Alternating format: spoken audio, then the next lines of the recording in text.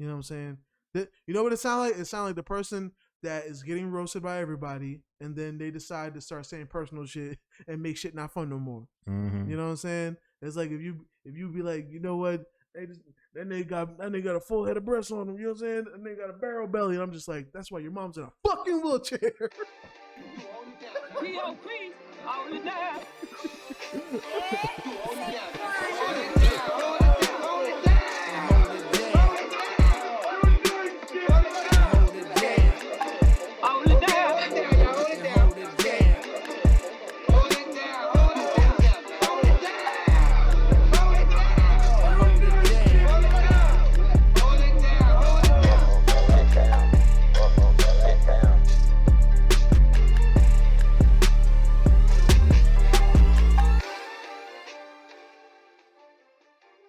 So why do you feel like Fabolous never popped off? Do you think it was because Popped off? That nigga went all kinds of platinum.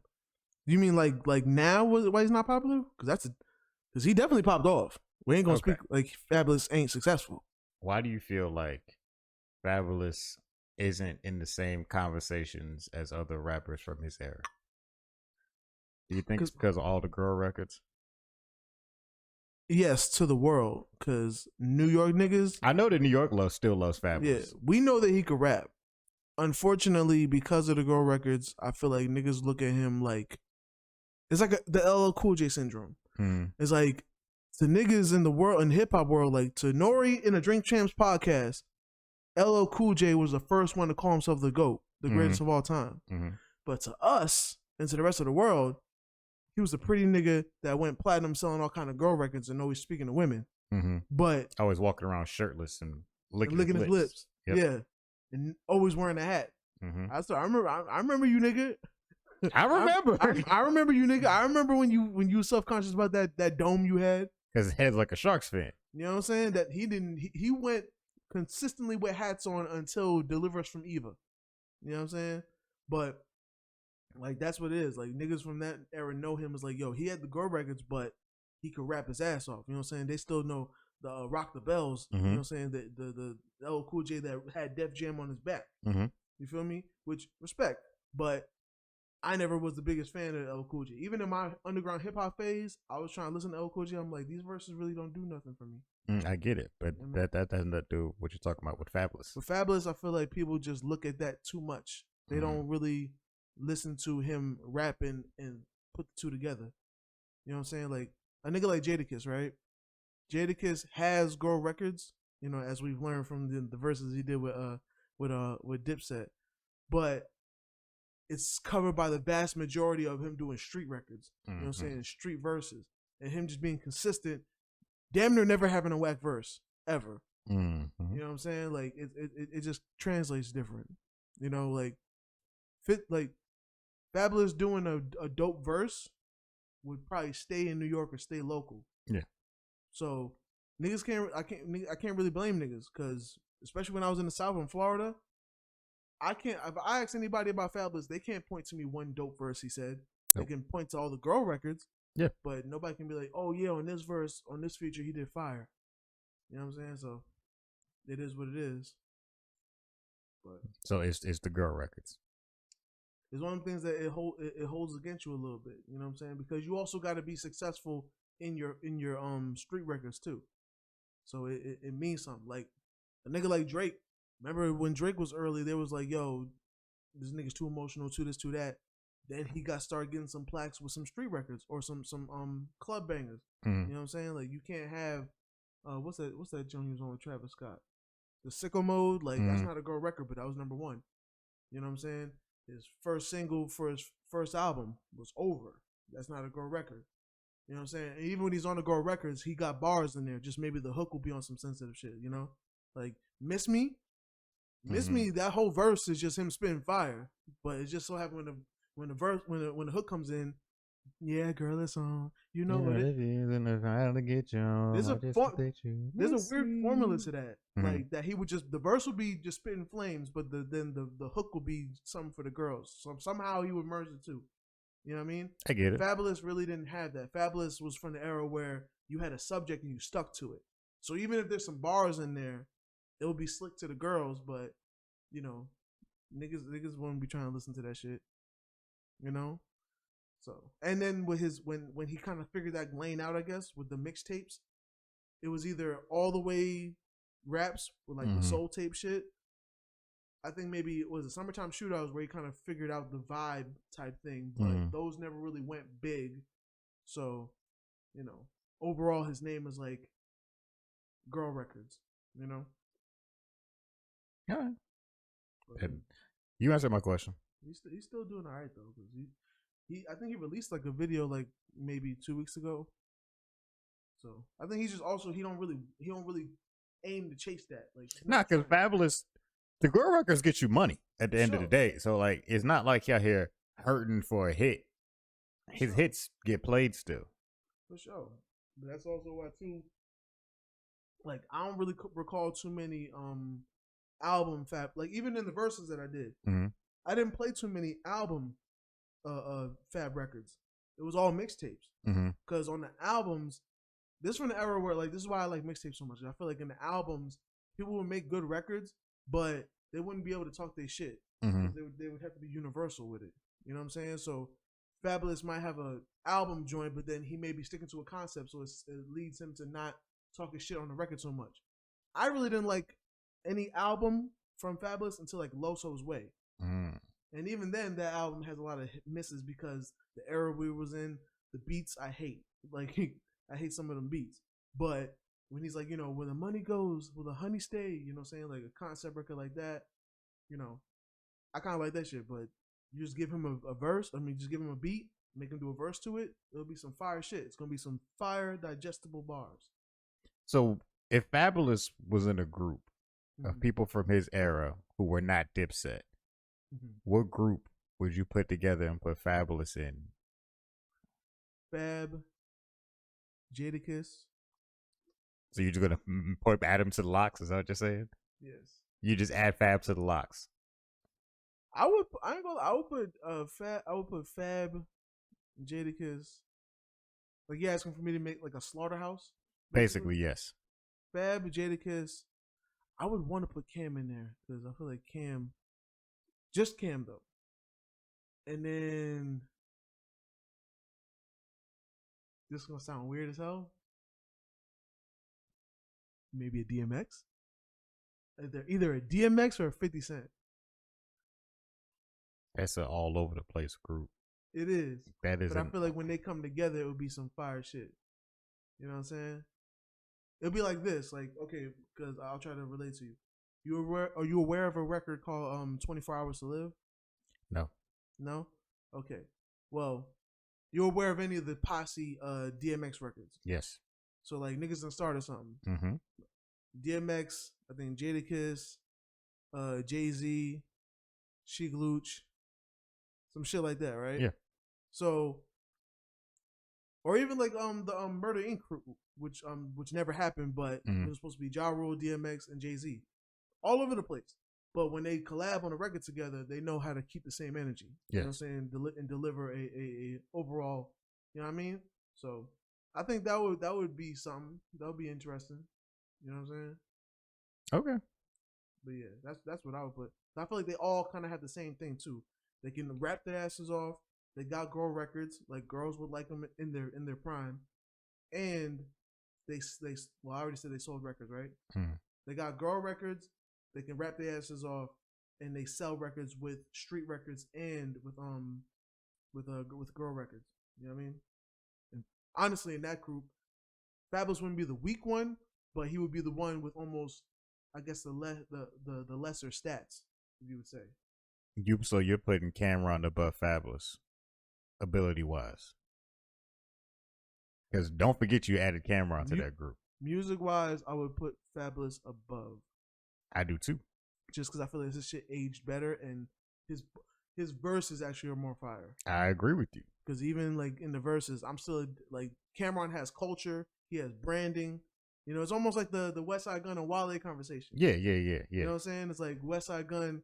You know, West Side Gun is Cameron. Yeah, he's a much better personality. Yes. People find him more entertaining. Yes. I get all of that. Yeah. But when it comes to Wale, He just was just a better rapper. Like just a it better- just wasn't debatable. it's just not. It's gonna age better. You know what Yeah. I'm saying? All that stuff. You know what I mean? So, because I don't know how West Side Gun is gonna sound if we ever get to, and we're not wishing this because we No. love Griselda over here. I have nothing against Griselda. If there's ever an era where we're over Griselda, or let's just say over West Side Gun, because Griselda, they rap their asses off. You know, we should never get over that. Mm. But as far as West Side Gun, he does have a particular style. You know what I'm saying? So if we ever get over that shit, if we ever get sick of the boom, boom, boom, just don't do it for me like it used to. You know what I'm saying? We're still gonna have, just like Wale. Wale is always gonna. I could still listen to 100 Miles of Running now. Yeah. Does it sound current? No, but like No. them shits aged a lot better. They age well, and Wale, He could rap. He can rap, and I feel like he's still trying to find a modern sound. His newer stuff doesn't sound like his older stuff. He's always slightly evolving his sound.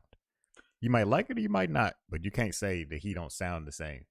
And I do like while he'll be able to rap with the times, he's one of them niggas that like his style won't be defined by time. That's true. You know what I'm saying? Like, even if it is in a certain era, he's gonna make shit that will sound great years from now. And that's definitely appreciated because we definitely had a lot of artists that was on fire crazy at one time, but they definitely sounded like an era. Mm-hmm. And once that era becomes corny, we don't want to hear that shit no more. You ain't never lie.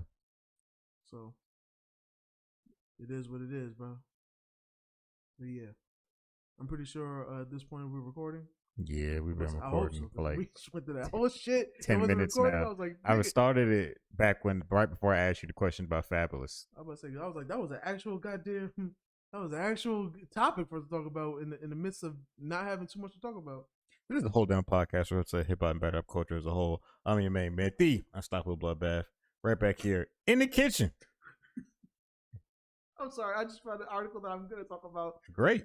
I think you should do that. But before you get to there, the show is broken up into a couple parts. You got hip hop shenanigans, aka Quan's favorite part of the show. Yay! Then you got the actual battle review. Then we have our artist of the week and our closing remarks. Aye. So, clearly, since he's very excited about this, I'm going to kick it over to my co-host, the great Chili Quan Queso himself. Chili Quan Queso? Well, first, that one came off the dome, and I still kind of respect it. For hip-hop shenanigans. Side note, shout out to OJ the Juice Man. You know, check out his interview on No Jumper. I saw that the video you sent me. I thought that shit came out of nowhere, but it was also very welcome because this is a podcast that respects OJ the Juice Man and what he brought to the game. Hey, you know what I'm saying? But I've been trying to respond to stuff he sent me on TikTok lately. I said, "Damn, he be sending me stuff. I don't never be responding. Let me stop being fake and respond. Let him know I watched it." I know you be saying it. I know you be saying because that's one good thing about you. You know what I'm saying? You still an asshole, but you're an honest asshole. Mm-hmm. So if there's ever a time where you'd be like, "Stop sending me shit," mm-hmm. I would know not to send you shit. Mm-hmm. But the fact that if you ain't said that, I'm like, okay, I know he'll watch it in his own time, mm-hmm. or he'll watch it and he just may not think that this warrants a response. That happens a lot. Which, shit, sometimes they don't. Y'all niggas is in a digital age where y'all feel like y'all opinions have to be expressed all the time. You know what I'm saying? I'm a aware person. I know when I'm sharing my opinion most of the time, I am prepared for that opinion to either not be welcomed or nobody to give a fuck about it. Yep. I deal with people from the 90s, my nigga. You know what I'm saying? Like a lot. I'm outspoken, but I'm also a very quiet person. I'm just outspoken around the niggas I know, because the fact that they know me, they signed up for all this shit. You know, fucked up, nigga. I know you now, so you gonna hear all this shit I gotta say. But yeah, I'm gonna say, Designer puts his cousin on blast for checking out his girlfriend's ass.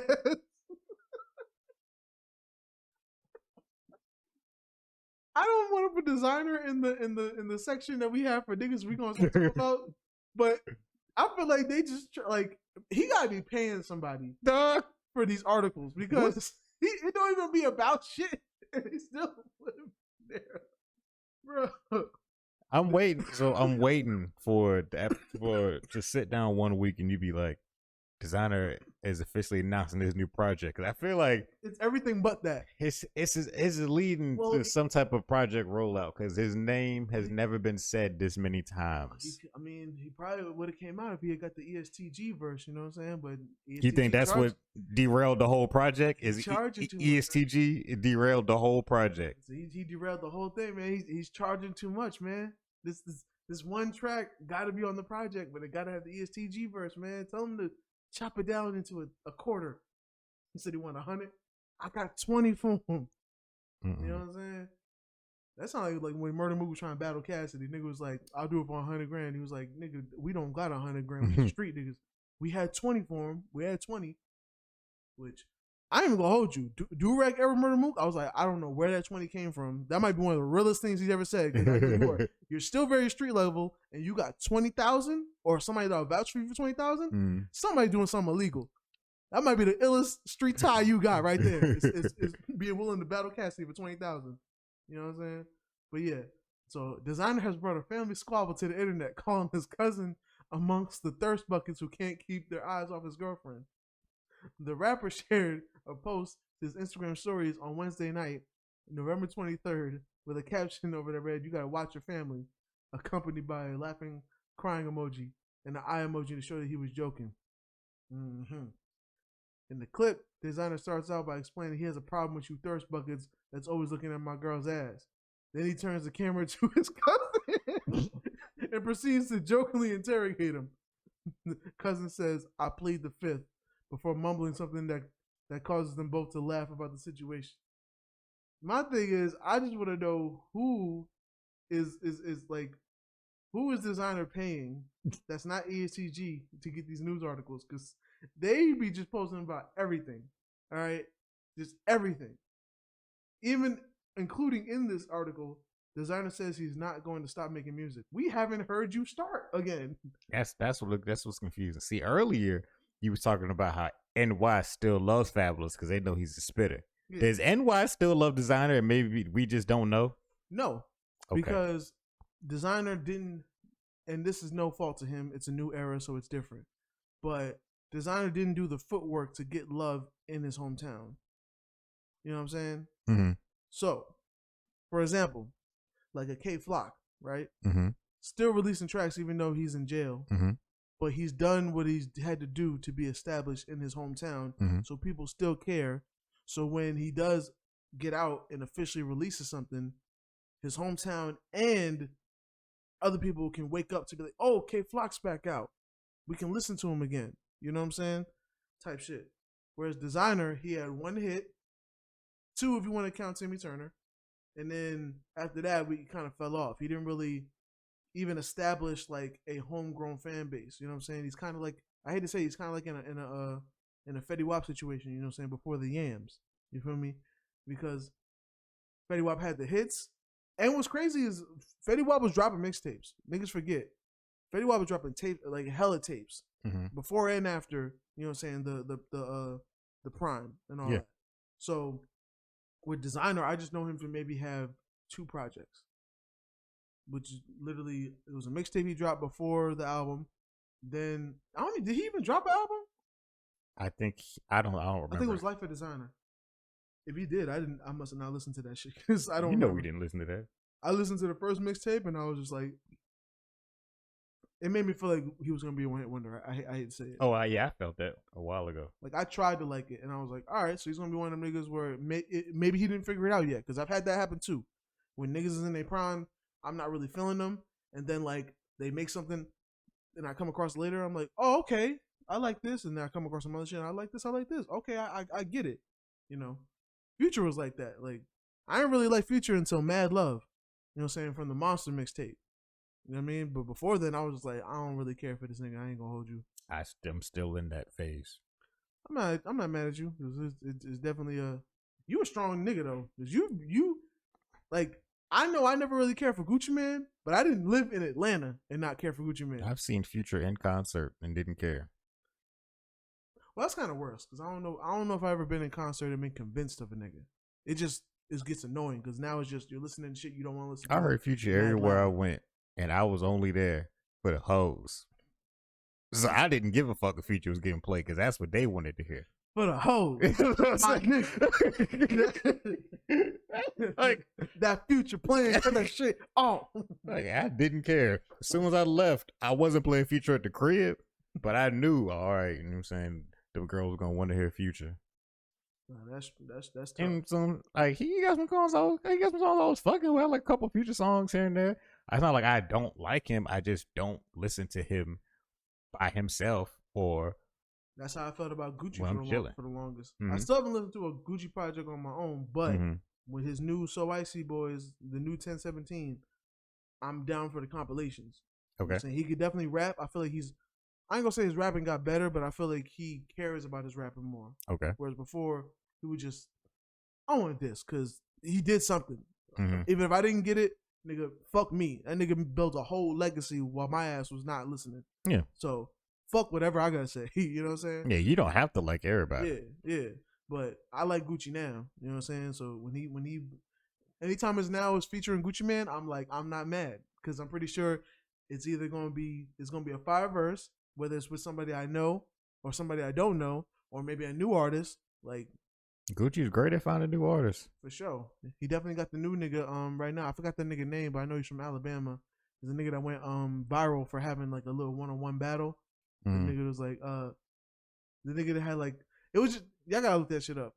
Y'all niggas know who I'm talking about, but y'all gotta look that shit up. Cause it was like funny. It was just a nigga like just saying like stupid. It was like a stupid battle. It was a comedy battle. But nigga had all his niggas behind him just like quoting every word. And he was like, nigga, you retarded. I forgot what that shit is. But apparently that nigga was an actual rapper.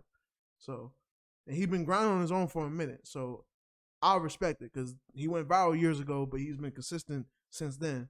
You know what I mean? So shout out to him. That was the latest signee. You know, not the other nigga that got signed and then lost the deal the same day. Yeah. That shit was crazy. I talked about that already. That shit was crazy.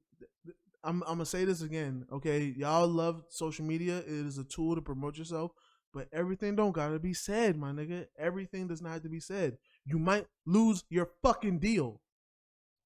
Just have some discernment. You know what I'm saying? And if you don't know what discernment is, use your common sense, okay? Don't type this stuff. Don't say that stuff. You know what I mean? Word. But next, Juelz Santana checks DJ Vlad over Jadakiss bandana snatching question. This one in particular I like because I feel like he hasn't really addressed it since it's happened. The Dipset niggas, you know, legacy acts at this point. I feel like don't nobody really want to ask them too many questions about that because it was definitely a loss. You know, my mentions went crazy for my niggas because they know I'm Dipset all day. So Yes. like when that shit happened, Yes, the you time are. I watched it. Woo, it was rough. Yeah. Ooh, it was a rough. It was. I saw it on the as a rerun and it was rough. So, but yeah, it was still a good. Huh? Did you cry? Nah. But I definitely put the phone on silent after I saw it. I was like, yeah, the group chat was lit after that point. It made it even worse because that's the only time I would have a group chat. I'm not even a group chat type of nigga, but I think I was it was for my wedding, so I had my groomsmen all in one group chat, and they definitely chose the group chat to be like, so you see the Dipset getting their ass whooped, nigga. You gotta do something about this, nigga. Call Cam. Get Top on the phone.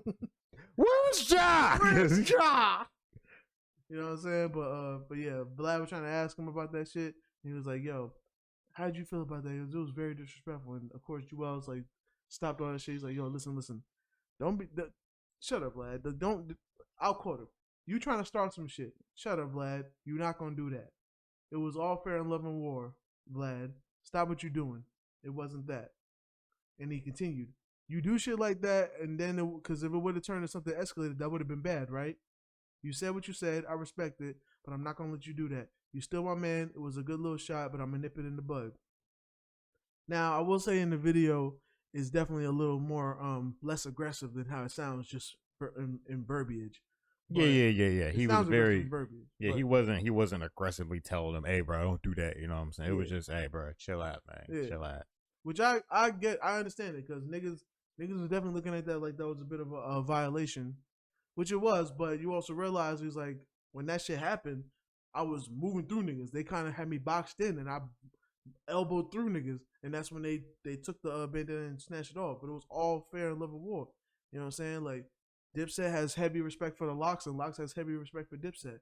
Yeah, and that's one of the good things about, I guess, the culture in New York in particular is we're very aggressive. Yeah, that era of New York all rocks with each other. Yeah, and it was also funny because like that's how it should be. It's like should be a borderline fight because there was more than one situation where if just niggas didn't just, I'll tell you what, if niggas wasn't older, it might have went left. I think it's the fact that niggas is older. You know what I'm saying? They have immense respect for each other. They're not in competition. Even though it was a competition, they're not in competition, so it's less tense. So niggas could let some certain shit slide. Because, like, you forget freaking Cam was sitting down on a lawn chair and Styles P were trying to grab a nigga's shoe. And Styles P said that nigga kicked him in the chest and shit. Like, it was, you know what I'm saying? I think Jim Jones had flicked a ring off his finger and had to jump in the crowd and get it. And, you know, anytime you see a nigga jump in the crowd, that looks like an automatic fight. I thought niggas swear he fell off the stage. Nah, he didn't fall off the stage. He said he threw like a piece of jewelry fell or something. I don't know if it was a ring or a chain or something, but he had to go in the crowd and get it immediately. You know what I'm saying? But you know, he could have been trying to cover it up. But Could have been. Yeah. But it was overall a good night, you know what I'm saying? The city won. Dipset lost. I'll keep it real. Dipset lost, but the city won, you know what I'm saying? Overall it was a good thing. It made people put some more respect on the locks and Jadakiss' name, which I'm never mad at that.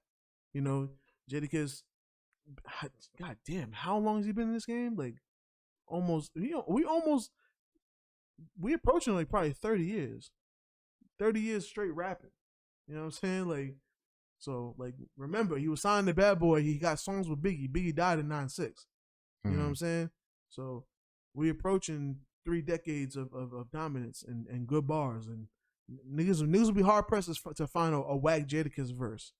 You know what I'm saying? So, and respect to Sheek Louch and respect to Styles P, respect to all the Dipset. You know what I'm saying? Niggas know what's up with me. It's Dipset all day. You know what I mean? And I like that my niggas. I love seeing that like my niggas like grow up. You know what I'm saying? That like they don't gotta be in their tough era no more. Like niggas know when Jim Jones was out here terrorizing the streets, when nigga was almost banned from New York. Like every club in New York. Like for real, for real. Like Jim Jones was a menace, my nigga. Even when he was really, really popular, he was a menace. Like he rode everywhere 50, 100 deep. Like you gotta understand, this is a man, not even a man, but Dipset had a fight with BMF. Like real gangster street niggas and survived. Like made it out. You know what I'm saying? I don't know too many niggas that had, and being in I think it was in Miami or something. It was either in Atlanta or Miami, but either way, them niggas was supposed to be disciplined heavily. You know what I'm saying? But they made it out. So, not to say that Jim Jones like the hardest gangster, but like Jim Jones definitely had his era of not like doing like talking tough, but doing tough things too. You know what I'm saying? As well as the whole Dipset. But it was a very great moment to see. You know what I'm saying? And now them niggas is touring now. You know what I'm saying? Jadakiss and Cam and Mace got a tour going on right now. You know what I mean? So it's a whole bunch of beef being, you know, being squashed in the streets. Well, do you think they'll add Cassie to the tour as well, or Cassie need to stay home and make terrible beats? Okay. I still will say though, I was mad one time when like I was like going through his Instagram when he was like really making beats. There was like 1 or 2 of them that was actually aight, and I was like, nah, he got to collab with, because wow, all the other ones ass, but these 2 is kind of straight. Like, am I tripping? Maybe he's just evolving and getting better. I'm saying repetition, just his skills are developing. I might have to check in with him now to see what he's going, because that was years ago. That was before he started battling again, which was also a very bad mistake. You know what I'm saying? Cassie don't never need to battle again. Smack, don't do it. All right, we don't need that. All right.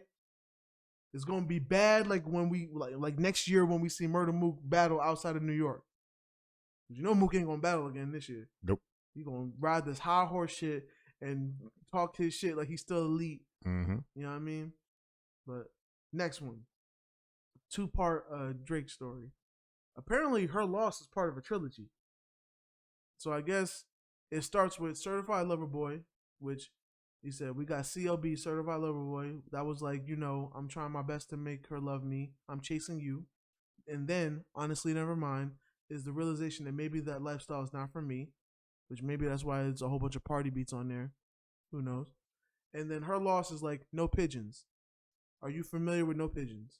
No. So No Pigeons was a song from a group named Sporty Thieves, who made a response to No Scrubs. Okay. So they basically took the same beat and said I don't want no pigeons, and it was dissing, TLC. It was basically a response record. So you can imagine what they were talking about on that. I get it. Which is funny because now in hindsight, TLC was talking about No Scrubs, and they was well into their career and only had RAV4s and no money in the bank. And they talking about me, making me feel bad for riding the passenger side of my best friend's ride, trying to holler at you. You know what I'm saying? Like, very, very upsetting. But also, Drake has said her loss is a top 3 to 5 in his discography. Believes it is a top 5, if not top 3 album. Some people tend to disagree with this. And my co-host is one of the people that definitely disagree with it. I do. But her loss is one of the greatest albums I ever made in my life. I said the other day, I think this is a clear entry into my top 5 of my catalog. Personally, as somebody that just recently listened to it this week, I'm inclined to kind of believe the hype a little bit. Like, I really like this album. You know what I'm saying? I can understand people that disagree with it, but I can understand people that may feel the same. I was even saying before, in the car before we got here, that if it's top 5, I could definitely put it at number 4. Because I know Take Care, I feel like Take Care would be number 1. Nothing Was the Same could probably be number 2. And number 3 would be, for the rap fans, If You're Reading This Is Too Late. And then I'll put this right after that. Because I think this is better than Views. I like it better than Scorpion. What's the other ones? The other ones be like scattered. Like I like it better than More Life because that's a playlist. I didn't even listen, and I didn't listen to Views, Scorpion, Certified Lover Boy. Yeah, I did listen to Views. I hated it. Yeah, because you kind of jumped off the Drake train. I stopped. I didn't listen to Honestly Nevermind. I haven't listened to anything since Views. Views is when I said I can't do this no more. Everything before Views, I was able to work with. It was the intro for you. That's what did it.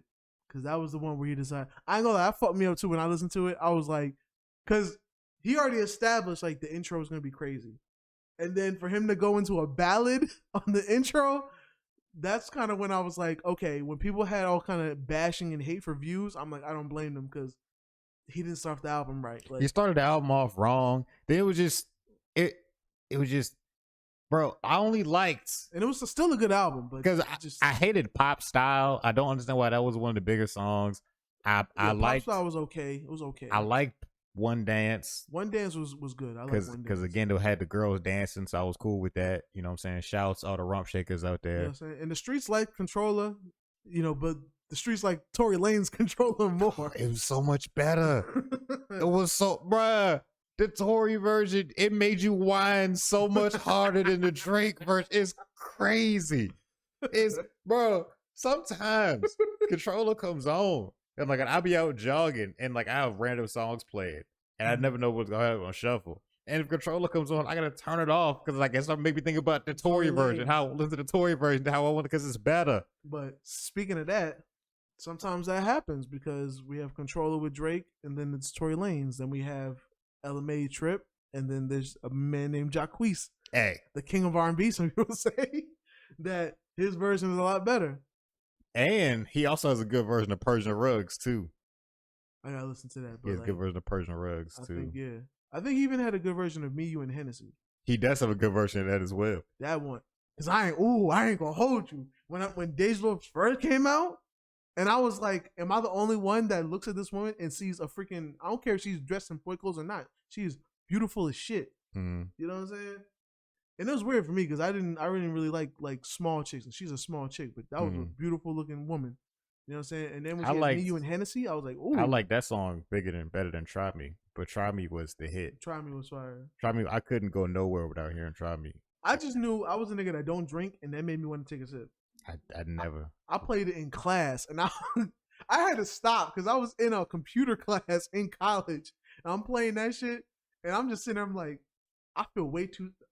Mind you, I went to Full Sail, and for context, it had a very, very it was a technical school, but it had a very, very low women population, and to the point that some niggas called that school full male. It was ridiculous. On average, you might get 1 or 2 women per class, and that's really being honest.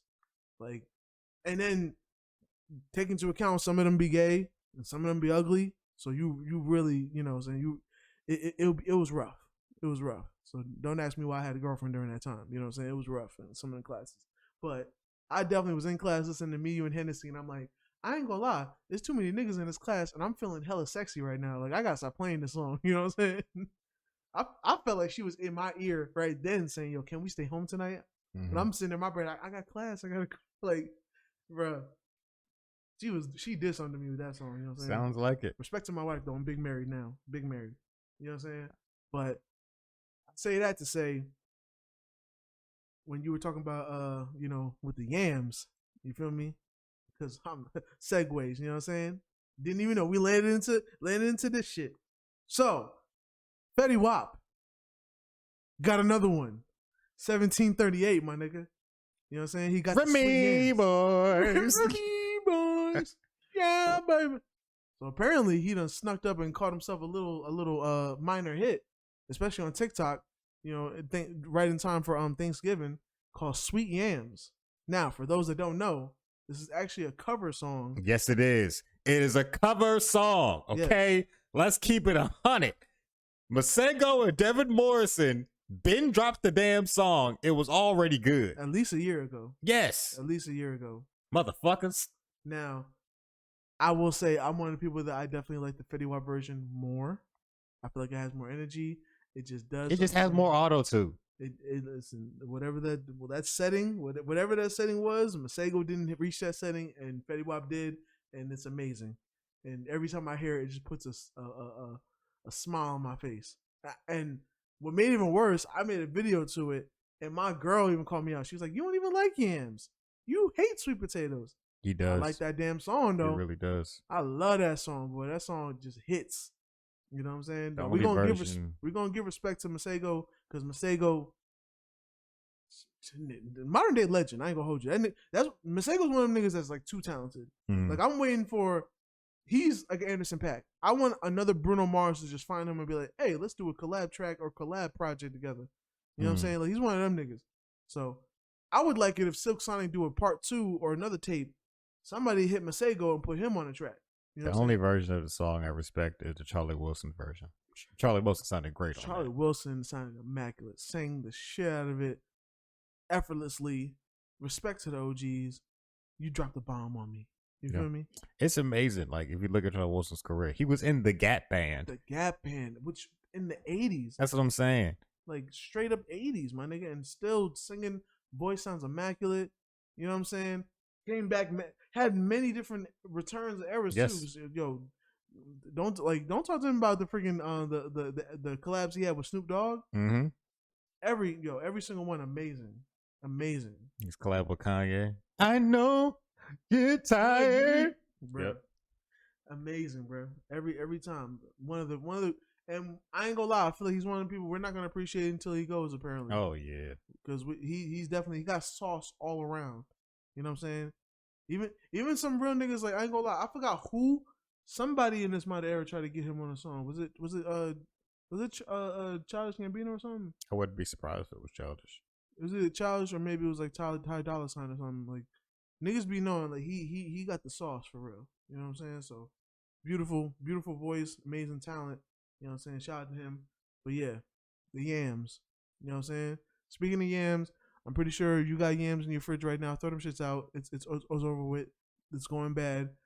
Throw your Thanksgiving food away. It's been sitting too long at this point. All right. Yeah. Don't get sick out here. So, Fetty Wap. I like Fetty Wap. I don't dislike him now for this cover. Especially since he's a kingpin now. Allegedly. Yeah. It's just I'm really surprised by how many people didn't know this was a cover. That's the only part that really surprised me about this whole thing. Cause it's the same thing because people were actually getting mad on TikTok about this. Where, you know, thanks to the University of TikTok, I got educated on the history of this record. You know, with the original idea coming from Martin, then Masego taking that idea, making a song from it, then Fetty Wap taking the song, covering it. But you can't be mad at people not knowing the original because nobody cares. I was the nigga that checked album credits. Nobody else did. Everybody else was just fine getting the bootleg.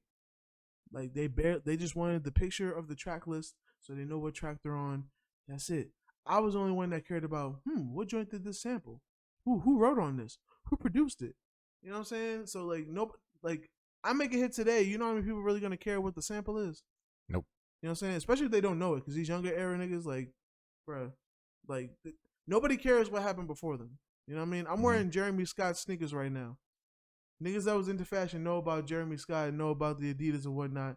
And yet, when I walk down the street, I went on a walk with my girl like a few weeks ago, and some kids laughed at me because it's just some sneakers with a big ass tongue. Yeah, she wasn't laughing at you because you're fat. Nah, she was laughing. She asked about my sneakers. I would respect if she was laughing that I was fat, but she really asked about my sneakers because the big ass tongue that said Adidas. She was like, "What kind of Adidas are those?" And I was like, "Jeremy Scott's," and they just laughed. And I was like, they probably laughing because they don't know what it is, but I bet you they admire one of their favorite rappers wearing these doofy ass designer sneakers that look either like Payless sneakers or look like or the Yeezys that look like a skeleton on your foot. You know what I'm saying? Like people just follow, so they don't know, they don't care. It looks funny to them now. They don't care that this was hot years ago. You know what I mean? So I guess the only way I could justify to get over it for myself is when you think about Luther and how Luther was the king of covers and how most of Luther Vandross songs are covers, his hits are covers. Yeah. And when I found that out, I said, "Wait a god doggone damn minute! y'all mean to tell me that Luther Vandross was a karaoke artist?" And I was like, "Yeah, he was just great at it." All right, yeah, changed everything. Still love Luther though. It's the same way you feel as if your favorite song from Aaliyah is "Choosy Lover," and then you find out, the Isley Brothers made this song originally. Or when I found out that Mary J. Blige "I'm Going Down" is not an original record. You know what I'm saying? Like when you find out there's like, oh, okay. Or put it this way, Ashanti has a record right now. Not right now, but like on her second album, I Found Lovin'. I forgot who did that original joint, but I like her version better. I can't explain why, but I do. You know what I'm saying? And it's copying the shit word for word. It's not even nothing. They don't expound. They don't remix nothing. It's the exact same record, just sung by her. Yeah. But fuck it. I like the way she did it better. You know what I mean? It is what it is. Kind of like the Erykah Badu version of "Hello." Then you hear the Isley Brothers version of "Hello." I ain't gonna lie. I'm gonna check that out because I wasn't aware of that. You just put me on to something. Yeah, she covered the Isley Brothers song. Okay. I'm not mad at that. Shout out to Erykah Badu. You know what I'm saying? And as a quick mention, apparently Lil Pump loses his new album in a lake. We're not even gonna look that up. Okay. I'm just listen. If Lil Pump lost his album in a lake, cool. I didn't want to hear that shit anyway. Anyway, I thought he was a porn person now. I'm gonna leave that alone because that brought my mind to different places, and it brought me to somebody I probably shouldn't mention. I don't know that person's age or not. It's a crazy world we live in, but yeah. So yeah, I think that will cover. I thought you want to talk about Saweetie's album sales. So you want to talk about how bad it did? Didn't you say you were plotting on her downfall? You know what made it worse? Just to be funny, I was gonna say the bitch flop. That would have made everything. That would have made this whole shit a clip. And no matter what, you was about to fall into the narrative so quick. What made it worse is you were literally about to be Scar, and you was about to show me. You was about to be like, "Hey, just go downstairs." I'll be like, "You know what? I got you. Hey, ain't those some boars over there? And I'm gonna call them myself. Hey, nigga, what's up? Hey, I bet y'all niggas won't run over here though. You know what I'm saying? Like, I was about to set off the plan for you. You know what I mean? For real. So yeah, like you were saying, you were plotting on Saweetie's downfall. I was not, and that's not my type. Okay? It's not what I do. Okay, you know what I mean? But shout out to Saweetie. You know what I'm saying? Her album has not done great sales. And what bothers me is I feel like people don't know how to. When you are taking an L, it's like everything else around you is surrounded by LLL. You know what I'm saying? Like the fact that now I'm seeing her tweet, and it's always like defensive tweets is like, oh, I make albums for attractive girls. If y'all can't relate, then I understand. You just now why are you attacking your fan base? You just sound like my album didn't sell. I'm embarrassed and I'm hurt, and hurt people. You know what I'm saying? You know what it sounds like? It sounds like the person that is getting roasted by everybody, and then they decide to start saying personal shit and make shit not fun no more. Mm-hmm. You know what I'm saying? It's like if you be like, you know what, that nigga got a full head of breasts on him. You know what I'm saying? And they got a barrel belly, and I'm just like, that's why your mom's in a fucking wheelchair.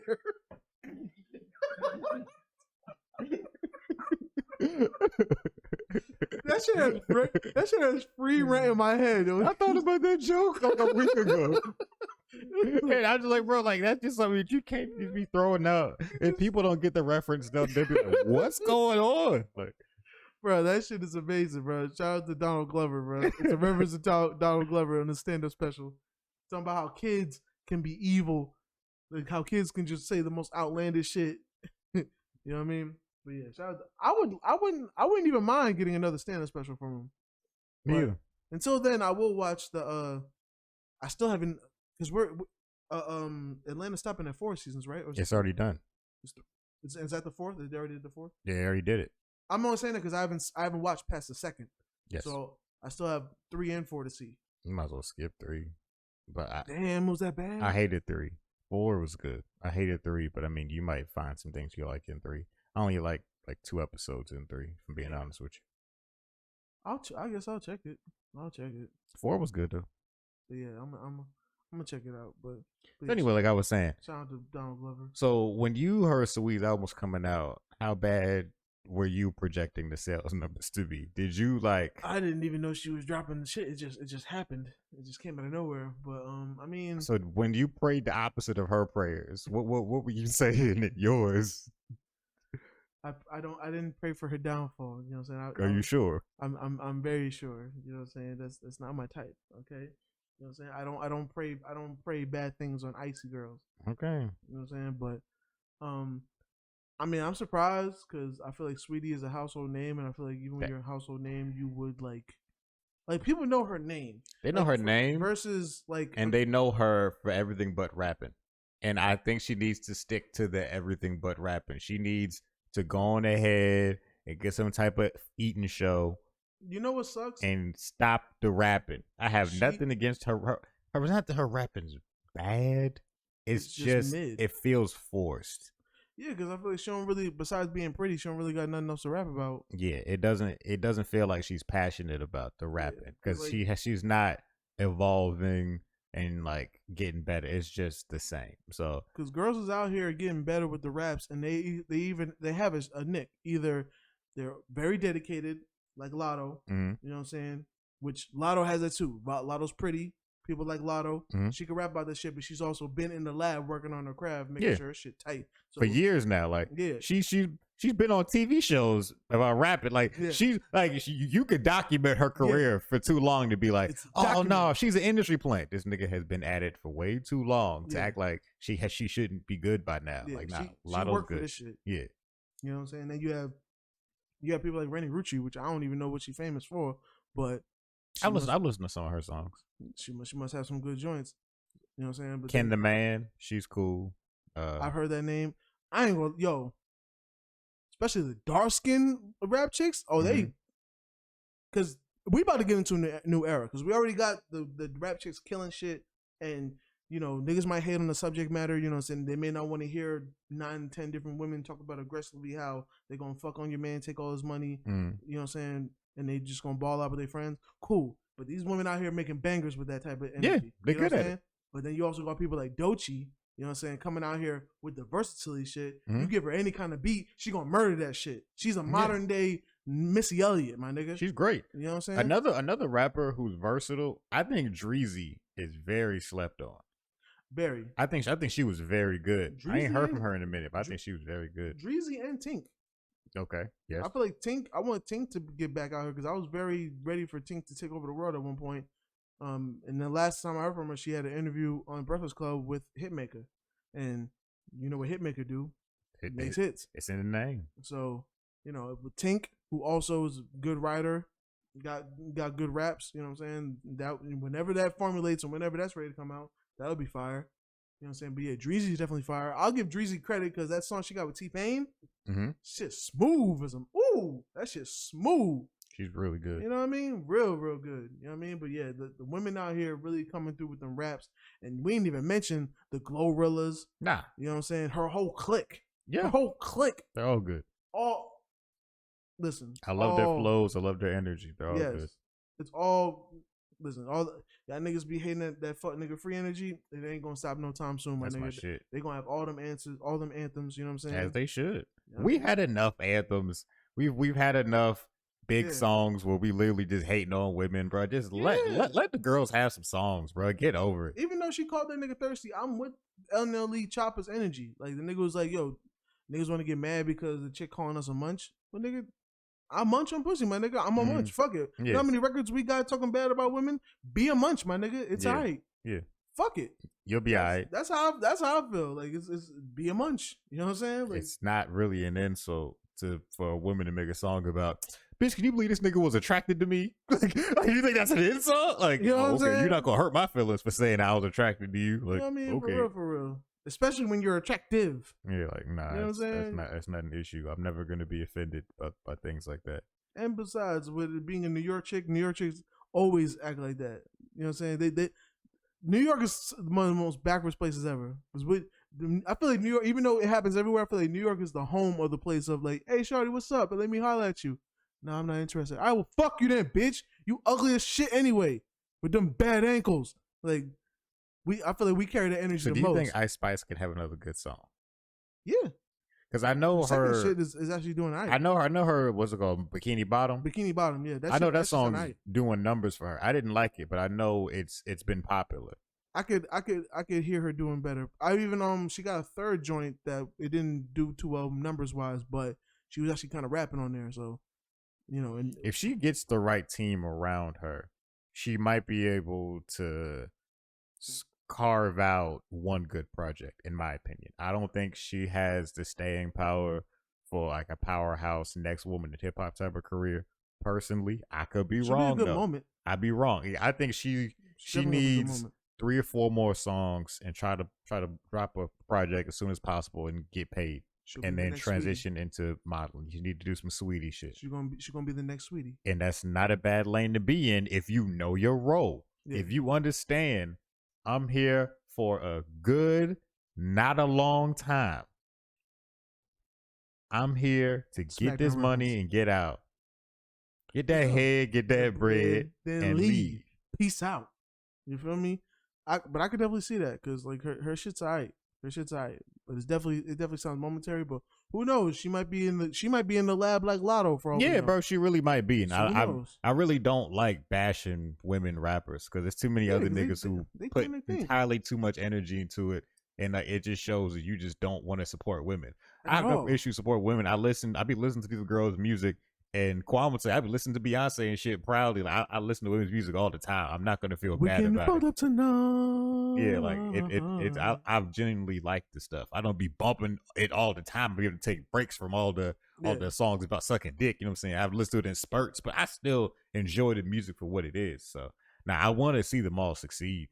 But sure. Especially the Glorrillas. Niggas talk the shit all they want. Listen, Glorilla, I like the energy. Like her videos are entertaining. Yeah, she's fun. You know what I'm saying? Like I like that fun shit. Just let them have fun. And I feel like that might be the new era, whereas like we've had a very high era of like, you know, women with high voices and that shit pops. Now I feel like we got the women with the deep voices or the low voices. A la a Glorilla and Ice Spice. They tend to rap really low, you know what I'm saying? You got 99 bitches and the biggest one is me. You know what I'm saying? So I'm cool with it. I fucks with it. Even if you heard Glorilla, the Glorilla and Duke Do song. Is that off his new project? Nah, it was on the one before that, on Crunk Rock. Nah, I ain't heard Not Crunk Rock. Rockstar. Crunkstar. Oh yeah, I did hear that. That one, yeah. Just say that. That shit alright. Yeah. That shit alright. I fucks with it. So I'm excited. And I forget that Glorilla signed to Yo Gotti. She signed to CMG? Yeah. So because her song Tomorrow was on the compilation. And she from Memphis. We be forgetting. Makes sense. So, you know, she's really, I think she's, if Ice Spice is growing to be a Saweetie-ish person, and this is predictions, we're not saying, you know, we're just predictions. Yeah, I've been wrong before. I thought that Ray Shremmer was going to be a one-hit wonder, and they proved me wrong with every new song that they put out. So, I can definitely be wrong. Speaking of Ray Shremmer, apparently Sway Lee teases a joint project with Post Malone. Don't know if we want that. That's probably going to be huge, though. It's probably going to be huge, but I don't know if I want that. But I ain't going to lie. Sunflower is a beautiful song. Beautifully produced, beautiful vocals. All of that. That song, like, their project will probably go platinum. For sure. It'll do them Taylor Swift type numbers where niggas wasn't playing it, but the other people was playing it, and then it'll be one of the biggest songs in the world that we just didn't know. We'll just have a good answer to why we'll never we never get a you know what I'm saying, another slime green paint peanut butter inside. You know what I'm saying? Like we ain't never gonna get another power glide, my nigga. I mean, fuck it. You making that kind of money? Fuck it. I understand. We'll never get another lit like Big. Yeah, it's, you know what I mean. I still I still bump Donald Trump. You know what I'm saying? I just changed the title name. We'll never get another Black Beatles, bro. Yeah. Like I listened to Black Beatles recently, like a month ago, and I was like, this song still sounds good. Yeah, bro. Even the joints that people didn't listen to, the freaking "We Set the Proof" with Lil Jon. Mm-hmm. That nigga, yo, that nigga came with so much energy, my nigga. Yeah. If I'm not mistaken, all my niggas made it. 2 3s on my feet, then I pump fake it. What? That nigga. Oh my god. Nigga says Saweetie, Mr. Couldn't have took your bitch quicker. I don't know why. Nigga talking about couldn't take my bitch quicker. I feel like that's just so fucking fire. Nigga, you know how disrespectful that is? It's like, not only did I take your bitch, but I couldn't have took her no quicker, my nigga. Like, I was moving at my top speed. You know? Bro. Oh, that's, yo. Shout out to Sway Lee, yo, and we gonna give, shout out to Slim Jimmy. Yeah. Because there's a lot of Sway Lee love on this podcast, but it's Ray Strimmer. Yeah. So Slim Jimmy also, because that nigga wasn't no slouch on them verses either, you know what I'm saying? Y'all niggas gotta get to the money. I fuck with Slim Jimmy. He always brought a good contrast of energy. You know what I'm saying? If Sway Lee was always the star, that nigga was a great, you know what I'm saying, like a great second verse, or you know what I'm saying, even when he had first. So I fucks with Sway Lee. And I fucks with Ray Strimmer as a whole. Fuck with Slim Jimmy. You know what I'm saying? But yeah, I think that'll cover everything. You know what I'm saying? And we'll just see if, we'll see if by next year, NBA YoungBoy gets $100 million to stop rapping. Because apparently that's what he said. He said he'll stop rapping if he gets $100 million. Also, not going to look into that because I'm pretty sure that's a lie. Because why? Just why? Why would you do that? You know what I'm saying? So it is what it is. But we can get into this battle. You know what I'm saying? We can get into this battle that we had Frak versus Danny Myers. Bar guy. You feel me? I ain't gonna lie. Never heard of Frak. We talked about Frak before. We talked about Frak before? We didn't review Frak, but we talked about Frak. He was the one, he battled Disaster during the King of the Dot G1 Grand Prix. And Disaster's very anti-vax and anti-COVID and masks and everything. So Frak battled him and was pulling out like actual statistics about COVID and everything. And Disaster was ripping him out of his hand. So then Frak just pulled out more like papers for like they asked Frak after Frak was like, yeah, I had like 6 copies. I had one in my sock. I had another one in my sleeve. Like I had multiples on me in case he wanted to rip them out of my hand. That would just be hilarious. And seeing his character, I could imagine him doing that. Yeah, so he's like, stupid. I knew you were gonna do that. That's why I brought another. So like that's when he pulls up and he just kept rapping. It was at that point, even Disaster just laughed, be like, all right, bro, people get these bars up. I must say, especially with Disaster being Disaster be overly aggressive for no reason. Yeah. Disaster got to stop. All right, he didn't let his head get too big since him and 100 other niggas jump math. Yep. You know what I'm saying? But he acting different ever since he took that picture with Megan Good. You know what I'm saying? Oh, I didn't even know about that. You never seen the picture of him and Megan Good? I feel like we talked about it and it still didn't register. Because it didn't make sense. It don't make sense at all. I remember we talked about it. I was like, nigga, it's so random. It didn't make sense. I ain't gonna lie. I hope she's taken. Because if I wake up and ever see in a world where Disaster is with Megan Good, I'm going to be so confused. I'm going to be in the parallel universe. Very, very. That's definitely not a lyrical coincidence at all. Not at all. You know what I'm saying? This battle is from the Rap-Off League. Coincidentally, earlier this week, somebody hit us up on Twitter asking us if we would start reviewing the Rap-Off battles. Rap-Off battles are the ones where it's like the cartoons. Yeah. Oh, I would love to, because them shits be... Especially it was Mustard versus Ketchup. Mm-hmm. Them should be bars. The one you sent me about the cheese, Frak was the one they did the American cheese. That makes sense because I definitely know the the ketchup and mustard, I think the ketchup definitely was a disaster. It sounded like him. Yeah. So yeah, I'd be with that. We definitely would do that, and it's nice because it's what, it's 2 minutes, 3 minutes. Yeah. Oh, we can do that shit all, nigga. We'll do that shit all day. Nigga, we'll base a whole episode around it, nigga. As a matter of fact, nigga, Christmas, nigga, December shit, nigga. I know they got at least like what, 3 or 4 out there. It's a couple. It's a good bit at this It's point. like I just off the dome came up with what we gonna do for December, nigga. You know what I'm saying? They had an event, and I saw also on the event was Big K versus, I forget who it was, but Big K battled somebody in a rap off battle. Why am I forgetting who it was? I'll remind you when I remember. But yeah, I'm with that. Let's do it. This battle, it looks like this was around the same time. I think it was like right after past battle Bill Collector in that same tournament. And remember, we reviewed that. Yeah. And then reviewed Pass's album, which we both said was great. Yeah, shout out to Password and his good album. You know what I'm saying? That was really well produced and all that. But yeah. So, battle itself. Bing bong. Frak went first, and I'll say this. I didn't know what to expect, because like I've seen bits and pieces of Frak, but I've seen the full Frak battle. Like I've seen him in snippets. In fragments? Sure. That's a good way to put it. He chose very good angles. Mm-hmm. He chose very, very good angles. Yeah. And I think that was his key. Well, that was one of his keys to victory. Mm-hmm. But he chose very good angles and stayed in that pocket, and it would like theme his whole rounds around it, which I don't think it's a bad thing, but he would theme his rounds around very specific things, and then he would like have bullet points for each one. Like it was very calculated rounds, and I appreciated it. Yeah. Because he started off in the first round.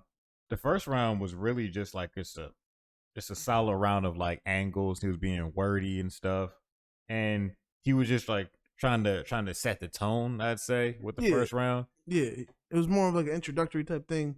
Really, it was like, yeah, like you said, setting the tone. It was really waiting for him to get in his bag. Yeah, because he didn't start hitting his angles till like the second and third. Yeah. The first round was just him getting comfortable and showing the crowd that he was there to actually rap and just not be silly the whole time. He was silly a good bit, but I liked it. I know some people don't like the silly. I like Frak's style of silly. Yeah, we like that. We don't need all that aggression all the time. We already black men in America. It's aggressive enough. Yeah. You know what I'm saying? I think especially without no beat there. You know what I'm saying? Yeah. I think Frak had a really solid first round. I'll say that.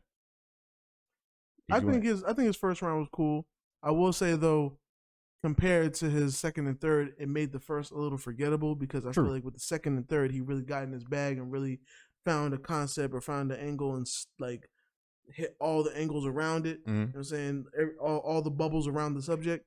So the first one was good, but you know, it set the tone for things. And then, you know, with Danny going, Danny was cool, but he was also pretty mid in this battle, just because I hate to, you know, spoilers. He definitely stumbled each round.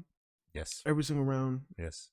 Every round was not without a stumble. To varying degrees of stumbling also. What made it even worse is he played the first one off like he was going to get right back, and then didn't get right back. He did not. I And remember. He was really like, you know, which we said this, like he battles a lot, so, you know, some stumbles happen, and I guess this is just a casualty of that. Like, he literally said he just had a battle last week, and, you know, before he could really get into his motor shit, had the stumble, and then joked about it. He's like, yo, I just had a battle last week, which even played into Frak was saying that he battles a lot. Yeah, that was like that. Like Frak's first was mainly about how much Danny battles. Yeah, so it was funny until it wasn't funny, because then he couldn't get back to it. Like he got back to it, but the energy was kind of lost a little bit. So I was like, all right, well, you know, maybe we might have something. You know, maybe he got the stumble out of the way. Then Frak goes again for the second, and now Frak is even more concise, more focused in his bag. Yeah, Frak's angle in the second was about Danny and his family, and he was just like, "Yeah, I'm not going to disrespect your wife because I don't want that bad karma." Like, but then I found out that your wife is a battle rapper, and then he just had a whole set of bars about them battle rapping together, being a battle rap couple, and how he said when he proposed, he said, "Do you believe in the parallel universe?" And she said, "I do." That nigga was crazy, bro. That nigga was going ham. Yo, even Danny had to dap him up. Yeah, bro. It was some This good is some good shit. Like, yeah. And then he went from talking about his wife to talking about all his kids and how his kids are going to become battle rappers next. They said they're gonna have a 16-man tournament to battle for his love and whatnot. And it was like, bro, it was like, what was it? It says Summer Dadness. Yeah. No, Ultimate Dadness. He said Ultimate Dadness or Born Legacy. I was about to say, he said I could have called it Born Legacy. Even Danny had to be like, that was would have been fire too. Like that shit was crazy. You know what I'm saying? But yeah, like it. Frak really came. He came. He knew he was. Frak was very well prepared for sure, and it showed. Yeah, and then Danny goes for the second round. You know what I'm saying? Begins cooking. You know what I'm saying? But then, unfortunately, the stumble comes. It wasn't as bad as the first though. It wasn't. But I feel like it compared to how on fire Danny Myers has been, it felt weird. It felt just very mid to what we know he can do. And I feel like he never really got into his battle. I feel like this is one of the battles he really wasn't taking that serious, which I don't blame him because some of the people he's dealt with, we're just getting to know this person. This is my first battle seeing Frak. So, you know, while every battle counts, it's like, I guess this is just one of the ones where like he wasn't prepared. It was just a home game for him. He was just happy to battle in Cali. You know what I'm saying? This was like a local battle. So he was like, yeah, I'll fuck it. I'll do it type of thing. Yeah. You know what I mean? Fuck it, I do it. Fuck it, I do it. You know what I'm saying? So, but yeah, the stumble came and it took, you know, whatever energy he had built up kind of out of it again. It's like, all right, another stumble. And the worst part is like he was stumbling, but like even when he wasn't stumbling, he wasn't really saying nothing. Yeah, it was nothing that stuck. He was just saying words. And usually when you listen to Danny, he's saying words, but he's still saying something. Everything was with intent. He was just saying stuff this battle. Yeah. He really was. And yeah. I tried, but he really was. Yeah, this battle got all his throwaway bars. Yeah. So then Frak hit him in the third with breaking down parallel universes and what they really mean. Yeah. And then do you believe in a lyrical coincidence? And then he broke down how Daddy always has a friend whose name always somehow fits with what happened to him or the situation. Yes, bro. That shit was hitting, bro. I had a friend named Carrie. We had to carry his casket. Bro.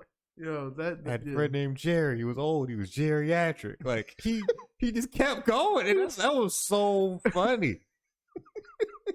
And it was amazing, bro. It was amazing. It was just like, yeah, we know this is going to Frak.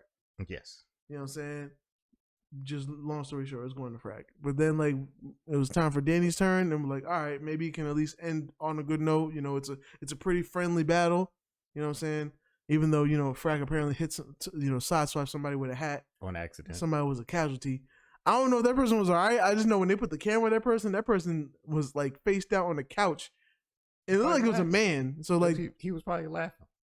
I hope so, because I just don't know no nigga that gets hit and stays down that long. You know what I'm saying? About it. You know what I'm saying?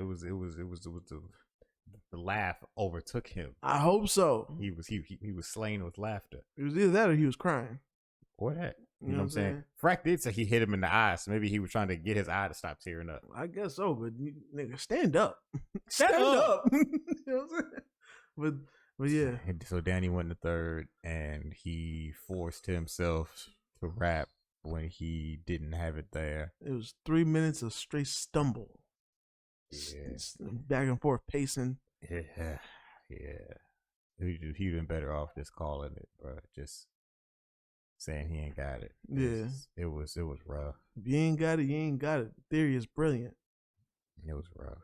Yeah, it was rough, man. That, like, I literally had to stop the shit early because it was just like, all right, this is just getting torturous. And then you know, my co-host had informed me like, no, he still tried to keep on getting it back. He really did keep trying. And when I tell you, like, in the battle world, them 10 seconds of stumbles feels like an eternity. So 3 minutes, just awkwardness, my nigga. That shit is like when Fonz was like, next, help him. That shit was hilarious to me, bro. That shit was just bad, my nigga. You know what I'm saying? But it is what it is, you know what I'm saying? Still a great battler. just not one of his good days on the battle tip. Yeah. You know what I'm saying? And shout out to Frak and all his hats that he threw and whatnot. But yeah, I think it's we don't normally call who got it unless it's pretty clear. But this one definitely went to Frak. Yes. Respectfully. Yes. You know what I'm saying? Put some respect on his name. Mm-hmm. I know who he is now, so I'm interested. I'm not mad at him. But yeah, and on Danny Meyer's side, you know, even since the stumbles, it was a mid, but it wasn't bad. It just wasn't good. It was very mid. Mm-hmm. You know what I'm saying? But yeah, let's get into these scores. Would you be interested to see Frak battle Big K? I would do that. I don't mind white on white crime. It would be interesting. I'll be able to watch that. That'll be our next battle. I mean, if they did it, I don't know. I'm just asking. I'm pretty sure they did. I'm pretty confident that they battle each other. You know.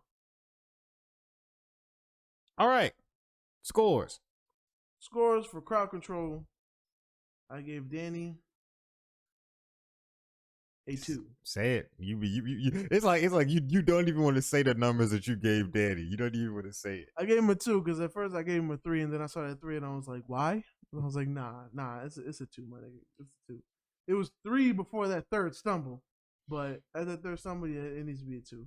But the crowd was still rocking with him though. The crowd wanted him to do good so bad. Rocking with them stumbles. They was rocking with the silence, my nigga. Like, you got it, Danny. Everybody was like, you got it, Danny. He's like, nah, dog. That was the part that was kind of making funny. He's like, nah, you got it, Danny. You got it, dude. But yeah. So Frak, I gave him a 4 on crowd control. I feel the crowd was rocking with him. He even got reactions before the bar finished. She's like, I'm not done yet. And a lot of people, I've read the comment, a lot of people was mad at that girl that she was doing too much in the battle. Not RX. RX beat all the West Coast. Oh, no, battles. it was the girls right behind her. Behind her. People was like, yo, she was ruining the battle. I was wondering, I was like, she must have been a little drunk.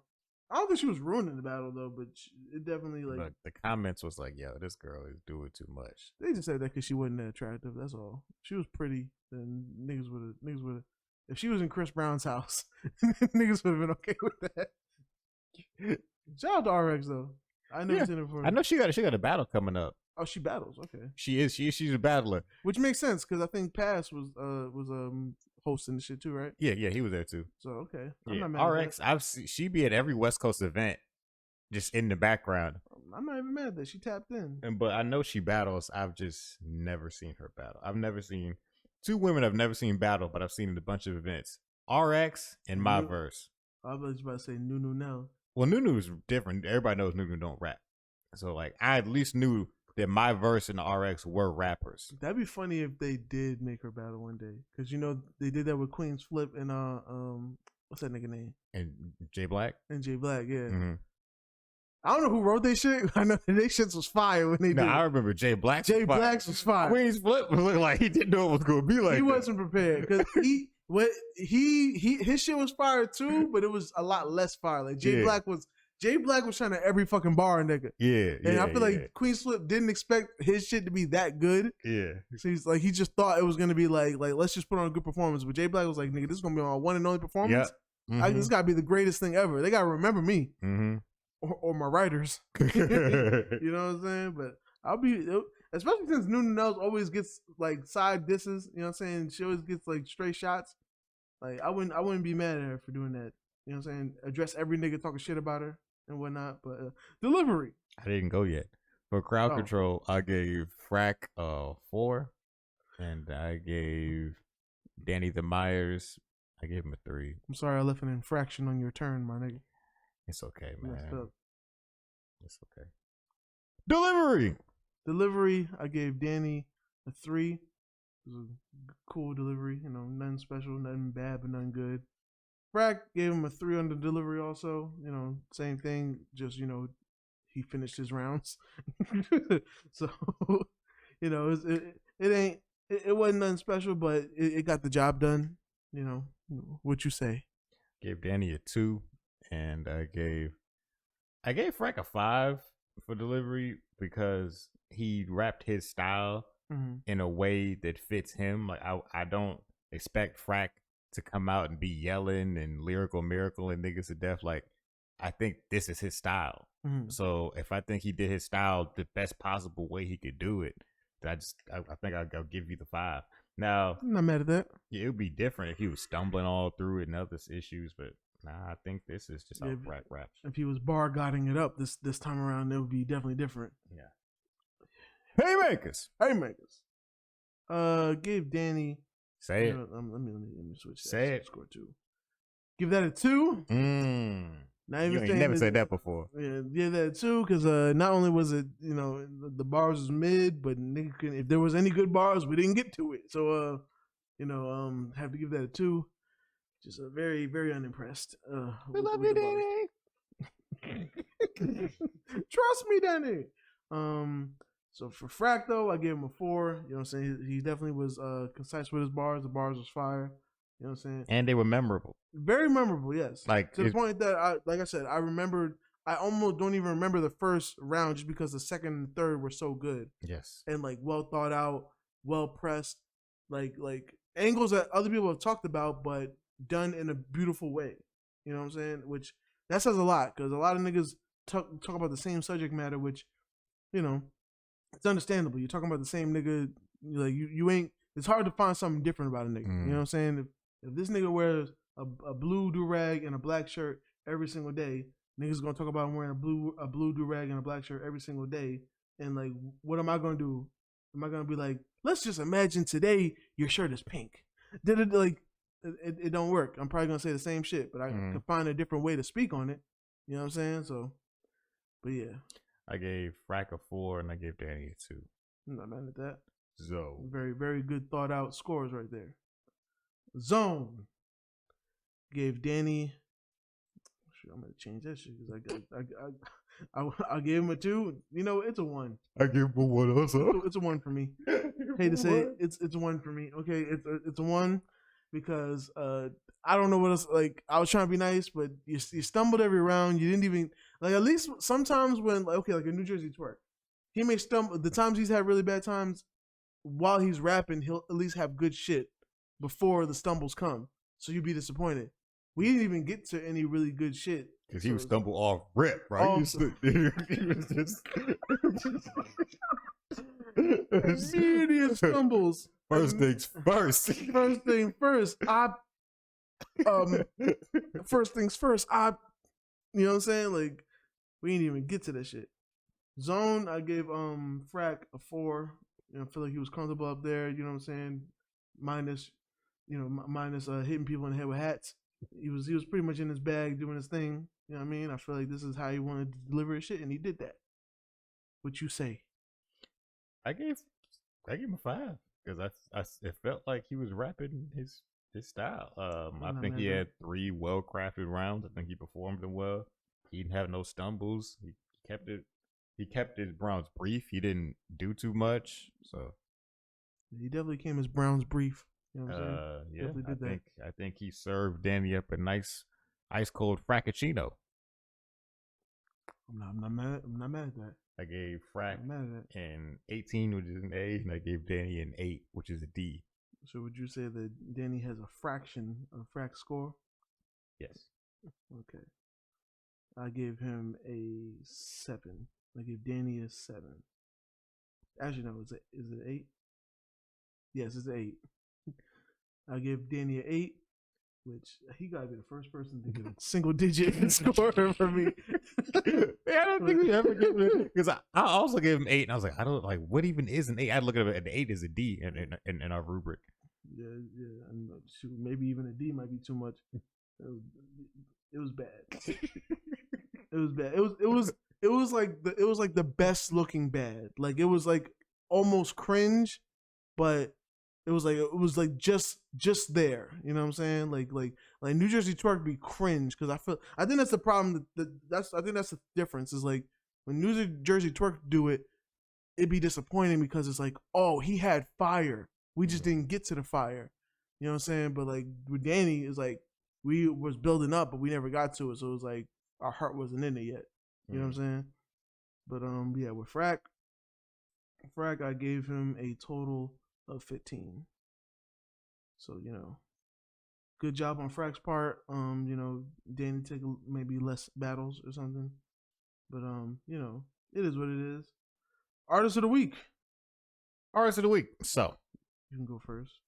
I can go first. All right, I already got mine, so yeah, it's fine. I'll go first. My artist of the week, Big 30. Not mad at that. I mess with Big 30, bro. I've been bumping Big 30. And he dropped another project recently. So his last project before this was King of Kill Branch. Mm-hmm. Hard. I feel like you've heard me play that a good bit before. And you might not remember. It's okay. Then he just recently dropped, not recently, what's recently? In September, he dropped Last Man Standing, which I think that is his debut album on CMG, if they're calling it an album. Yeah, it'd be hard to tell with all these projects. Exactly. So he dropped Last Man Standing. I fuck with a couple songs off here. He got a couple good songs on here. And yeah, Big 30 artist of the week. I've been bumping a lot of 30. Like, especially because I was gone like last week. So when I was walking around the airports, the whole gangster in my headphones, bro. I was like, niggas did not want to speak to me, bro. It was, the energy was different when I had that 30. You had to let them niggas know that. Nigga, honest, I got that 30 on me, bro. Like, it's not a good idea to fuck with me right now. Let them niggas know about them allegations, my nigga. You know what I'm saying? Free shiesty. Free shiesty. But yeah, that's my artist of the week. So my artist of the week, Drake and 21 Savage. I've been listening to that tape, my nigga. That shit is immaculate, my nigga. That shit fire. You know what I'm saying? All the way. You know what I mean? Let these hoes know. I think it's good that you like it. I like that you like it. I want you to enjoy it. Because everything, I can't like everything, bro. That's okay. It's definitely fire, bro. Definitely one of my favorite Drake albums. You know what I'm saying? And I definitely was listening to the Only Built for Infinity Links album. What'd you think of it? It was pretty good. I like it. Pretty good. It was definitely good. You know, taking off on there. You know, Quavo doing his thing on there. Yeah, I think that album was better than I expected it to be. It was like it sounded like a really good Migos album. Yeah. And it's type of thing where when it came out, I was telling people I really didn't miss Offset because Offset is versatile enough that he could make them same songs by himself and still would have been fine. I feel like I think that Quavo and Takeoff worked better as a tandem because Quavo by himself isn't as interested, and Takeoff really needed the help with the hooks. I feel so those two were really more necessary to work together than Offset. Offset makes perfectly fine music by himself. Yeah, I feel like almost in a way like Offset is the hybrid of them two. Because like Quavo, you notice like even like I noticed the difference why like maybe Quavo and Takeoff's albums wasn't so like well received. Like I even listened to Quavo's album and I was like, he was almost on like some Fetty Wap shit. Meaning like, you know, the hooks are gonna sound amazing, the beats are gonna be amazing, but the verses ain't gonna be talking about shit. You know what I'm saying? Like his first single, like nigga on the verses he was like, nigga, let's go up, we going. Oh, this is the verse, my nigga. Like, get some rapping on. You know what I'm saying? So maybe when he's not in the studio with his band members, he don't really think to kill the track. You know what I'm saying? He don't really got the motivation to or nothing to push him to spit some shit. You know what I'm saying?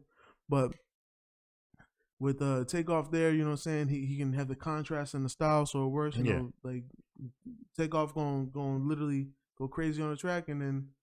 You know what I'm saying? We got the different, the style, not the style clashing, but the blending of styles work. You know what I'm saying? When Takeoff's going, and then Quavo goes, under, water. Like, it just fits better versus having a whole track of that. Yeah, they had a good mix of songs on here. Yeah. It didn't feel like, because a whole Migos project, it's very difficult to do a whole Migos project in one sitting. Because so many songs usually sound the same. I'd be having to take breaks. But I do feel they showed variety on this too. Yeah, especially I definitely appreciate. I don't know what it's called, but the joint where they remade the Outkast joint. That's Bars into Captions. That's one of my favorite songs. Yeah, that one and then the one after it. See About It. Yeah, that bitch come and see about it. That's my shit too. With Mustard on the beat. Yeah, I definitely still like Hotel Lobby. That was good shit. Too. That shit was fire. It's just a strong project. I think it was really great that Takeoff was able to go out with such a strong project before he passed. For sure. Yeah, rest in peace. Rest in peace to Takeoff. You know what I'm saying? Very unfortunate. But you know, y'all be careful out there. But yeah, definitely a strong project, you know what I'm saying? That's one thing that makes it suck, is like it seemed like he was just getting started. Even though niggas was already legends in the game, Mhm. He was just getting started because like They already been on a 10-year run. Like, and we forget that like they don't feel like it, but they really have. You know what I mean? So it's almost like the Pop Smoke thing. It's like Pop Smoke had to leave the earth when he was just getting started. You know, niggas forget as good as that first album was. Like that nigga, he passed like less than a month after dropping his second tape. mhm. So it was all leftover stuff. Like Mhm. not all leftover because I'm pretty sure some things was like, oh, this is good. We're gonna save it for the album. But he really like didn't even get a chance to really spend time to cultivate that album. Like we might have had another mixtape before the album came out for all we know. Mhm. You know what I'm saying? Just to put things together. So And I know you said they got another one coming out. or another Pop Smoke joint. Yeah, didn't you say that or no? You didn't say that. They had another one came out. It was called Faith. Oh, But I don't think they're coming out with another one because I ain't gonna lie, Faith was bad. okay. Faith was bad because it was to the point that literally like it would be a Pop Smoke song, but it would just be him on a hook and maybe 4 bars, and then they would just put Kanye on some shit, and the shit just didn't sound like him. It sounded like an album with Pop Smoke vocals, but it didn't sound like a Pop Smoke album. Gotcha. You know what I'm saying? And even with him wanting to change the style, because like while drill is his shit, he always planned to change his style, which is why, you know, he got songs like you know, like the Woo or, you know, songs that are not drill. You know what I'm saying? He always planned to do that. But he also nobody does the drill shit like him. His style is very particular. It's a dark sound, Yeah, but it's energetic. I like the Genuine flip he did. I thought that song was interesting. Yeah. So it's What You Know by Love. You know what I mean? So, but yeah, I don't think we're getting another pop album, and honestly, I'm kind of okay on it because it's always a funny situation where somebody dies and then they handle an album afterwards. It's nobody's ever 100% satisfied. No, never gonna be. You know what I mean? So it is what it is. But yeah, I think this is a great project for the Migos to go out with. For sure. And then now they can all go solo. Well, Offset and Quavo go solo, unless they decide to mend bridges and try to work together again. But which I'm pretty sure they will, because unfortunately, that's one thing I heard from Dame Dash is like, it does suck, but like when somebody passes, that's when the family comes back together. mm-hmm. You know what I'm saying? So sometimes it takes something like that for that to happen, because while many breakups we've seen, I think I've been on this podcast said like that would be one thing that would hurt is like the Migos breaking up just because they were so tight knit. They were so like them niggas dressed alike. It was almost like it was like Dipset, but imagine if Dipset was actually related. Mm-hmm. You know what I'm saying? Like actual cousins. You know what I'm saying? Like them niggas dressed alike. They rapped alike but rapped different. They, you know what I'm saying? Like when one person was away, they represented the whole group. You know what I'm saying? Like. And like they got big so young that they're still not old yet. Like, I really didn't understand that Takeoff was only 28. I thought they was older than that. Yeah. And they was really, besides Drake, there's no other really relevant rapper right now who's been hot for 10 years in modern rap. There's nobody else right now who's been hot for the past 10 years and can still drop a project and people get excited about it. Yeah, it's just Drake and Migos that I can think of right now. Yeah, it's a very hard feat to have. I mean, besides like your legends like a Future or Gucci Mane or something. Mm-hmm. You know what I'm saying? But I still I think Migos dropping a project, in my opinion, is bigger than Gucci dropping a project. Migos have a bigger fan base. They have a way more mainstream fan base than Gucci does. Gucci, I think so. Yeah, I think because Gucci releases his shit so like nonchalantly. Yeah. That like you'll just discover it and find bangers on there, but like when the Migos drop something, they're gonna do their rounds. Exactly. Like Gucci Mane ain't gonna really go on Jimmy Fallon. Yeah, he don't be doing all that. He don't. Shit. So like Migos has a different fan base than Gucci. Yeah. But yeah, I think that'll wrap up this episode. You know what I'm saying? Another well put together, well crafted episode from the Hold It Down podcast. You know what I'm saying? The Hold It Down boy, the HID Boyz in the building. You feel me? Doing what we do. You know what I'm saying? And blue is the do. You feel me? But yo, where can they find you on the social medias, my boy? All my social medias are the same. I like to keep it simple. I don't like to confuse the people with too many different handles to keep up with. Like me personally, I would never have a shirt that says a handle that's not really my social media handle. I'm not gonna say no names. I'm not gonna say who would do something like that. I just know for me personally, I don't get down like that. Like if I had merchandise that had the wrong social media handle, I would immediately burn all of it because it doesn't represent my brand properly. But hey, I can't speak for everybody. I can only speak for me. You know what I'm saying? It's all hypothetical. This All nigga's hypothetical. If you want to talk to me, hit me up at Bloodbath. Talk to me, I talk back. You know what I'm saying? Like I said, I only got the one social media handle and everything, by the way. This nigga's ruthless. What about you, Quan? Why don't you tell them where they can find you at?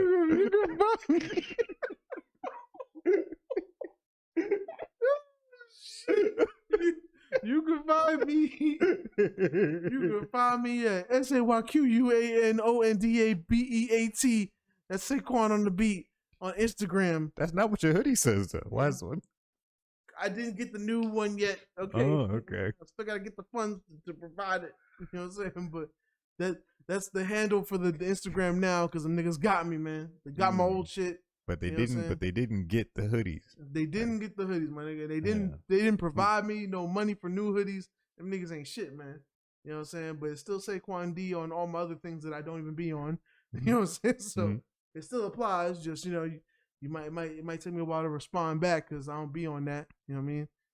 Just don't holler at me on Facebook. Anything else, I'll probably get to you. Facebook, you throwing spaghetti at a wall. You know what I'm saying? But and if you want to holler at me, you know what I'm saying? I do sell beats, you know what I'm saying? So you can holler at me at BeatStars. So I'm on at SAYQUAN.beatstars.com.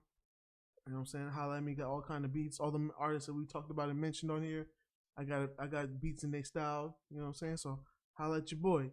You know what I mean? Wow. Great, Quan. Thank you for letting us know where we can actually find you at. Hey. I want to thank you for tuning to another episode of Hold On Podcast. I thank y'all for making it this far into the show because this was a strong comeback episode. You know what I'm saying? We took a break for Thanksgiving, and now we're officially back at it, and we're glad to take y'all along for the ride. So make sure that after you watch this episode, you tell a friend to tell a friend. You tell a bitch to tell a hoe. Remember, Miss Soft gonna hold it down. Tell B Simone that's taking more showers.